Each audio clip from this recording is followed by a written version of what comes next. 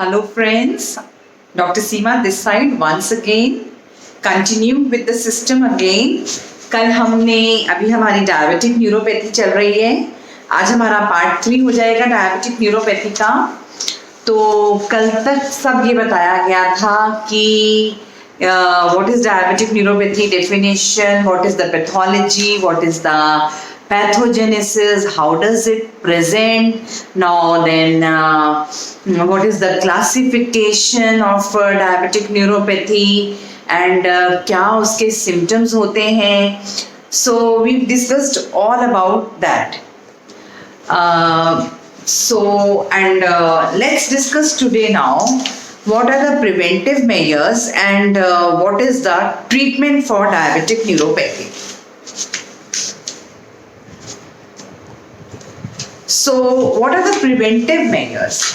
तो जैसे कि नाम बता रहा है डायबिटिक न्यूरोपैथी है, डायबिटीज के चलते हो रही है, यानी कि शुगर लेवल्स हाई होने के चलते हो रही है. तो foremost thing simple normal common sense वाली चीज है कि शुगर्स को कंट्रोल कर लो. शुगर्स कंट्रोल हो जाएंगे, न्यूरोपैथी नहीं आएगी, आ गई तो बढ़ेगी नहीं आगे, यानी कि प्रोग्रेस नहीं होगी. तो बहुत ही कॉमन सी बात है जिसको समझना बहुत जरूरी है. तो अब ये क्या है, diabetes control and complication trial है, DCCT ट्रायल जिसको कहते हैं. इसने टाइप 1 डायबिटिक्स के ऊपर टेस्ट किया. तो इस ट्रायल का कहना ये है कि अगर आप अपना टाइट ग्लाइसेमिक कंट्रोल शुरू से ही कर लेते हो, यानी कि शुगर लेवल्स को कंट्रोल डायबिटीज सेट होने तक से शुरुआत से ही अगर आप कर लेते हो, तो डायबिटिक न्यूरोपैथी होने के चांसेस बहुत कम हो जाते हैं.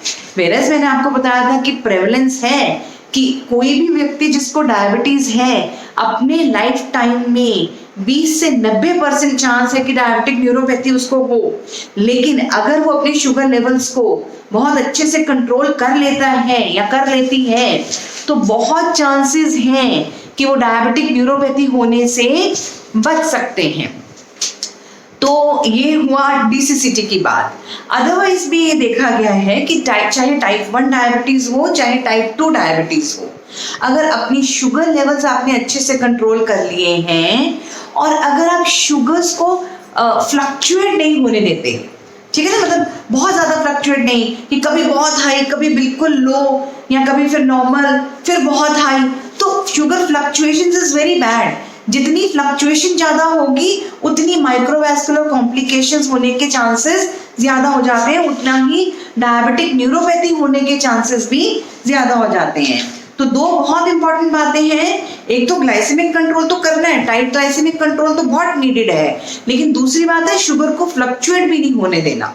अच्छा, ये देखा जाता है कि अगर टाइप 1 में आपने ग्लाइसेमिक कंट्रोल कर लिया ना, तो पेशेंट को डायबिटिक न्यूरोपैथी नहीं होगी, मतलब बचाव हो जाएगा. टाइप 2 में भी बचाव हो जाएगा, पर टाइप 2 में एक चीज है कि जितने न्यूरॉन लॉस हो चुके हैं ना, यानी कि जो चीज लॉस हो गई नर्वस सिस्टम की वो वापस नहीं आती, यानी कि वो it is not reversible, it is then irreversible. जो लॉस हो गया जब तक आपने पेशेंट का ट्रीटमेंट शुरू किया है, जब तक उसका ग्लाइसेमिक कंट्रोल करना शुरू किया, तो तब तक तो ठीक है. अगर नहीं किया तो फिर जितना लॉस हो गया वो ठीक नहीं होगा. फिर एक बहुत अच्छी बात यहाँ पर कहने वाली है कि बहुत ओकेजनली देखा जाता है कि जैसे सपोजिंग किसी की ग्लाइसेमिक कंट्रोल करने के लिए आपने इंसुलिन स्टार्ट करे पेशेंट के, तो आप तो ये सोचोगे अब इंसुलिन स्टार्ट करा, शुगर लेवल्स अच्छे हुए, तो न्यूरोपैथी के या तो सिम्टम्स ठीक हो जाएंगे या फिर पेशेंट मतलब उसको न्यूरोपैथी सेट इन ही नहीं होगी, है ना. तो लेकिन ओकेजनली कुछ बहुत थोड़े से मरीजों में ये देखा जाता है कि आपने जैसे इंसुलिन स्टार्ट करी उनके ये न्यूरोपैथी के सिम्टम्स एकदम बढ़ गए. पर इसमें घबराने की बात नहीं है, ये चीज बहुत शॉर्ट लिव्ड है, बहुत थोड़े समय तक रहती है.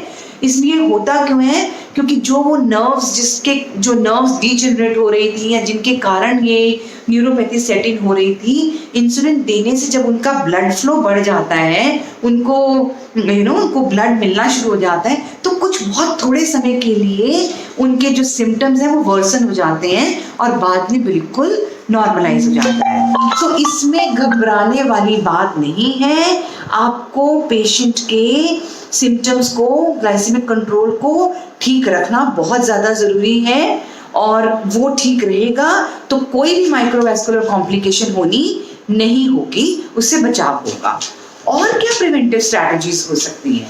मैंने आपको बताया था कि alcohol is a neurotoxin drug, तो वो अल्कोहल को हटाओ भाई, अल्कोहल लेनी बंद करो, आपकी न्यूरोटॉक्सिसिटी कम होगी, आपकी न्यूरोपैथी में फर्क आएगा। फिर अब कार्डियक ऑटोनोमिक न्यूरोपैथी में या किसी भी तरीके की न्यूरोपैथी में लाइफस्टाइल मॉडिफिकेशन तो मैंने पहले बताई है, क्योंकि लाइफस्टाइल मॉडिफाई करोगे शुगर लेवल्स ठीक हो जाएंगे, बीपी लेवल्स ठीक हो जाएंगे, लिपिड प्रोफाइल ठीक हो जाएगा। जब ये सारी चीजें ठीक हो जाएंगी तो अपने आप ही न्यूरोपैथी नहीं होगी, और अगर होगी तो आगे उसकी प्रोग्रेशन ज्यादा नहीं होगी। तो अब इसका ट्रीटमेंट क्या करना है? देखिए, ये देखा गया है कि जो मैंने आपको पहले भी बताया है कि डिस्टल जो है, डिस्टल पेरिफेरल या पॉलीन्यूरोपैथी जो है, इसके सिम्टम्स लाइक पेशेंट बहुत पेन में आता है एकदम, है ना। जो मैंने बताया था पहले सेंसिटिव सिम्टम्स आते हैं, उसमें स्मॉल फाइबर्स पहले इन्वॉल्व होते हैं, फिर लार्ज फाइबर्स इन्वॉल्व होते हैं, फिर ऑटोनॉमिक सिम्टम्स आते हैं, बाद में कहीं जाके कुछ मोटर सिम्टम्स होते हैं। तो ज्यादा तवज्जो हमको देनी किस पे? सेंसिटिव सिम्टम्स पे और ऑटोनॉमिक सिम्टम्स पे। अब जब ऐसे इतने दर्द में मरीज आएगा तो ऑब्वियसली उसकी क्वालिटी ऑफ लाइफ तो बहुत खराब है। सोशली वो पेशेंट एक्टिव नहीं है, चल नहीं सकता, तो क्या होगा? मरीज ऑब्वियसली डिप्रेशन में जाएगा। तो उसकी क्वालिटी ऑफ लाइफ तो अच्छी करनी हमारे लिए बनती है ना, बीइंग अ डॉक्टर। अगर उनको ट्रीट कर रहे हो तो उनकी you have to give them a good quality of life, improve their lifestyle, ताकि वो एक अच्छी जिंदगी आगे जी सके। ये नहीं कि सिर्फ दवाइयाँ दे दी, उनको थोड़ा काउंसिल करो, उनको समझाओ, उनको थोड़ा सा उनके मन को भी शांत करो, ताकि वो आपके ऊपर विश्वास कर सकें और जो आप बताते हो उसको फॉलो कर सकें। तो ये सब चीजें करनी तो बहुत जरूरी है। ठीक है यार, pharmacological treatment is very important, but I will tell you that for such things, for such kind of complications, diabetes is a chronic disorder. किसी के साथ जिसके साथ जुड़ता है उसके दिल की हालत समझो। और जब कॉम्प्लिकेशंस भी आ रही हैं, कभी पाँव नम हो रहे हैं, कभी प्रिकिंग सेंसेशन हो रही है, कभी बर्निंग सेंसेशन हो रही है, कभी कोई सेंसेशन नहीं हो रही, छोटी सी चोट लग रही है, पता नहीं चल रहा, चोट का अल्सर बन रहा है, तो ये एक बहुत it is a very very painful situation. सिर्फ बोल देना theoretically is not an answer to it. आपको मैं अगर आपको आज ये वीडियो दे रही हूँ तो मैं ये समझाना चाहती हूँ, मैं ये बताना चाहती हूँ, I am trying to help you out कि ये सारी चीजें जब आपको आती हैं, वार्निंग सिग्नल्स ले लो, it is a red flag, go meet your diabetologist, go meet your physician, get the things done, है ना। तो ये मेरा मेन मकसद ये है। Now we come to the farm. Main मकसद है कि पेशेंट की क्वालिटी ऑफ लाइफ अच्छी करो यार, उनको अच्छी क्वालिटी ऑफ लाइफ दो ताकि वो जिंदगी अच्छे से जी सके। अब आ गया फार्माकोलॉजिकल ट्रीटमेंट। तो फार्माकोलॉजिकल ट्रीटमेंट में बहुत सारी दवाइयां चल रही हैं, there are several licence drugs, तो वो चल रही है, ठीक है, काफी इफेक्टिव भी है, ऐसा नहीं है कि इफेक्टिव नहीं है, इफेक्टिव भी है, बट सबके साइड इफेक्ट्स तो है ही, साइड इफेक्ट्स हैं, और बहुत ज्यादा सोचो कि जादू की तरह कोई इफेक्ट आता है, ऐसा नहीं पाया मैंने, कभी भी किसी को नहीं देखा। तो अब क्या, what is the first line of treatment? Now the first line of treatment for such patients is anti convulsant drugs. अब एंटी कन्वल्सेंट कौन सी ड्रग्स हैं? प्रीगाबालिन है, गाबापेंटिन है, कार्बामेज़ेपिन है। फिर सेकेंड लाइन ऑफ ड्रग क्या है? अब सेकेंड लाइन ऑफ ड्रग है ट्राइसाइक्लिक एंटीडिप्रेसेंट्स। ट्राइसाइक्लिक एंटीडिप्रेसेंट्स में क्या आया? एक आई एमिट्रिप्टिलिन, एक आई नॉरट्रिप्टिलिन। हम इनका कॉम्बिनेशन भी देते हैं, हम गाबापेंटिन के साथ भी नॉरट्रिप्टिलिन देते हैं, प्रीगाबालिन के साथ भी हम नॉरट्रिप्टिलिन देते हैं। उनका ऑब्वियसली जब हम इनको कॉम्बिनेशन में देते हैं तो इफेक्टिव तो होता है, इफेक्टिव होता है, इसमें कोई डाउट नहीं है। But the worst part is tricyclic antidepressants जो हैं, कहने को तो बड़े अच्छी हैं, कॉस्ट इफेक्टिव भी हैं, इकोनॉमिक भी हैं, पर इनके कुछ साइड इफेक्ट्स बहुत बुरे हैं। साइड इफेक्ट्स जैसे कि बहुत ज़्यादा ड्राइनेस ऑफ माउथ है, पेशेंट का बहुत मुंह सूखता है। फिर दूसरी चीज़ है यूरिन रिटेंशन हो जाती है। तीसरी चीज़ है पेशेंट पूरा दिन ड्राउजी ड्राउजी ड्राउजी रहा, तो क्या क्वालिटी ऑफ लाइफ अच्छी हुई? नहीं हुई अच्छी। इसलिए मैं हमेशा कहती हूँ for everything lifestyle change is the cornerstone. Lifestyle बदलो, डाइट को चेंज करो, एक्सरसाइज को बढ़ाओ, तो आप इन सारी चीजों से बच सकते हो। नहीं ठीक होता तो ऑब्वियसली दवाइयों पे आओगे। तो अब हो गई ये 2 ड्रग्स। तीसरी कैटेगरी ऑफ ड्रग है सेरोटोनिन नॉरएपिनेफ्रिन रीअपटेक इनहिबिटर। इसमें आ जाती है डुलोक्सिटिन आ गई, वेलनाफेक्सिन आ गई। अब यूएस एफडीए ने 2 ड्रग्स को मान्यता दी है। एक तो उसने प्रीगाबलिन को मान्यता दी है, एक उसने डुलोक्सिटिन को मान्यता दी है।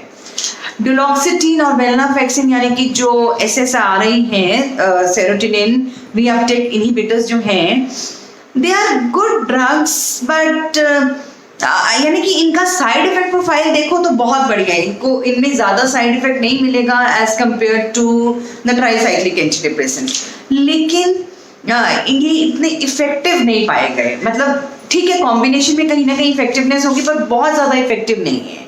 फिर आ जाते हैं, क्योंकि हम पेशेंट पेन में आ रहे हैं तो हम ओपियोइड्स दे देते हैं, मॉर्फिन दे दी, ट्रामाडोल दे दी, तो सिम्टोमेटिक ट्रीटमेंट तो चलाना ही पड़ेगा मरीज के लिए। अब है कुछ ऐसे ड्रग्स हैं जैसे कि एल्डोस रिडक्टेस इनहिबिटर है, एप्लेरिस्टैट या टोलरिस्टैट उसमें आता है, ये भी देना पड़ता है कई बार पेशेंट को। फिर आ गया आपका क्या एंटीऑक्सीडेंट्स देते हैं जिसमें अल्फा लिपोइक एसिड होती है। फिर है क्या कहते हैं प्रोटीन काइनेस इनहिबिटर्स देते हैं, वेसोडाइलेटर्स भी देने पड़ते हैं कई बार, अच्छे विटामिन बी कॉम्प्लेक्सेस भी देते हैं। दो कोई रैंडमाइज कंट्रोल ट्रायल ये नहीं कहता कि बी कॉम्प्लेक्स बहुत इफेक्टिव है या कुछ है, पर हाँ लो कॉस्ट है, पेशेंट एडहियरेंस है, मरीज ले लेता है, और हाँ कहीं ना कहीं इफेक्टिव भी है। ऐसा नहीं है कि नहीं इफेक्टिव है। जब इन सब चीजों को कॉम्बिनेशन में देते हैं तो इफेक्ट तो अच्छा आता है। अब आ गई बात ऑटोनॉमिक न्यूरोपैथी में। तो ऑटोनॉमिक न्यूरोपैथी में 2 बातें देखी जाती हैं। एक तो सिम्टोमेटिक ट्रीटमेंट देते हैं, भाई इंसान को, पेशेंट को क्या सिम्टम्स आ रहे हैं उस हिसाब से ट्रीट करेंगे। दूसरा कौन सा सिस्टम इन्वॉल्व हो रहा है, क्योंकि मैंने कल बताया था कि ऑटोनॉमिक में बहुत सारे सिस्टम्स इन्वॉल्व होते हैं। कार्डियक इन्वॉल्व होता है, गैस्ट्रिक इन्वॉल्व होता है, जिनाइटो यूरिनरी इन्वॉल्व होता है, स्यूडोमोटर इन्वॉल्व होता है, वेसोमोटर इन्वॉल्व होता है, मेटाबॉलिक इन्वॉल्व होता है। तो ये सारे सिस्टम्स इन्वॉल्व होते हैं। अब इनके क्या क्या सिम्टम्स होते हैं और क्या क्या सिम्टम्स इन्वॉल्व होते हैं, उस हिसाब से हम उनको दवाइयां दे देते हैं। अब जैसे सबसे पहले मैंने बताया था कि कार्डियक ऑटोनॉमिक न्यूरोपैथी बहुत कॉमन है। तो उसमें क्या है, उसमें पोस्टुरल हाइपोटेंशन में पेशेंट आता है। भाई पोस्टुरल हाइपोटेंशन ये है कि लेट के या बैठ के उठता है तो एकदम बीपी ड्रॉप कर जाता है। एक नॉर्मल व्यक्ति का भी ड्रॉप करता है, पर एक नॉर्मल व्यक्ति का 10 मिलीमीटर से ज्यादा नहीं ड्रॉप करेगा। पर जिसको कार्डियक ऑटोनॉमिक न्यूरोपैथी है उसका 30 या 30 से ज्यादा मिलीमीटर ड्रॉप कर देता है। तो कोशिश करें कि अगर वो उन मरीजों को अगर हाइपरटेंशन है तो उनको ऐसे एंटी हाइपरटेंसिव्स दें कि वो बिल्कुल पेशेंट हाइपोटेंसिव ना हो जाए, बहुत ज्यादा लो बीपी ना हो जाए। दूसरी चीज है कि ऐसे पेशेंट्स को कंप्रेसिव क्लोथिंग्स उनके लेग्स और एब्डोमेन पे डालें ताकि वो जब उठे तो एकदम गिरे नहीं, या वो उठे बहुत स्लोली, धीरे से उठे ताकि एकदम बीपी ड्रॉप ना करे। या फिर उनके जो बेड्स हैं उसका फुट एंड रेज करके रखो।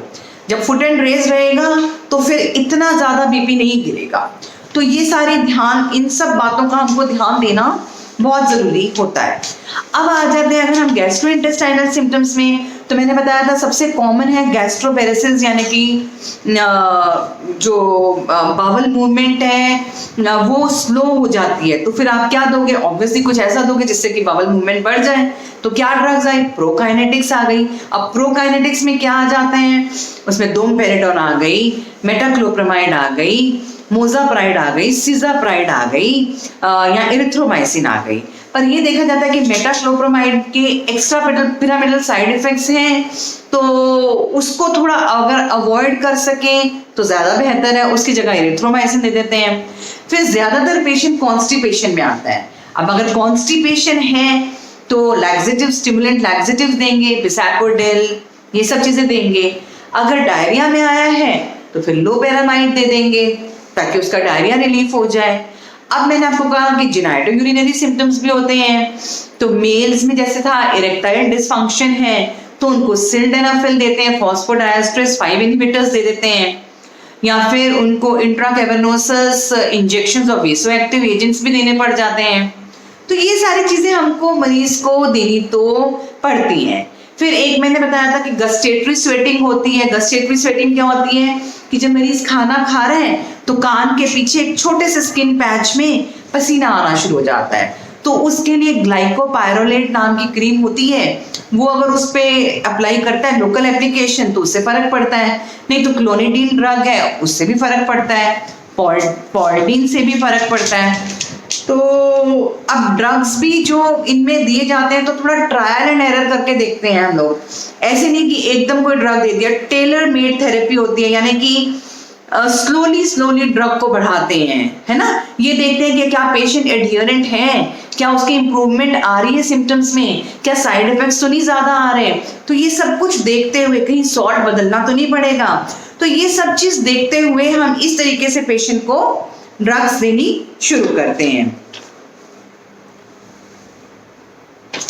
तो इस तरीके से फिर हम क्योंकि जब आप ऑटोनॉमिक को भी रिलीव कर देंगे, ऑटोनॉमिक नर्वस सिस्टम का भी रिलीव कर देंगे, तो ऑब्वियसली फिर आगे जाके कॉम्प्लिकेशंस होने पेशेंट में बहुत बेहतर हो जाएगा। और इनके एनुअल चेकअप्स मैंने बताया था कि स्क्रीनिंग जो करी जाती है, टाइप 2 डायबिटिक्स की एनुअल स्क्रीनिंग करेंगे हम। Annually we will check their food, annually we will get the investigations done,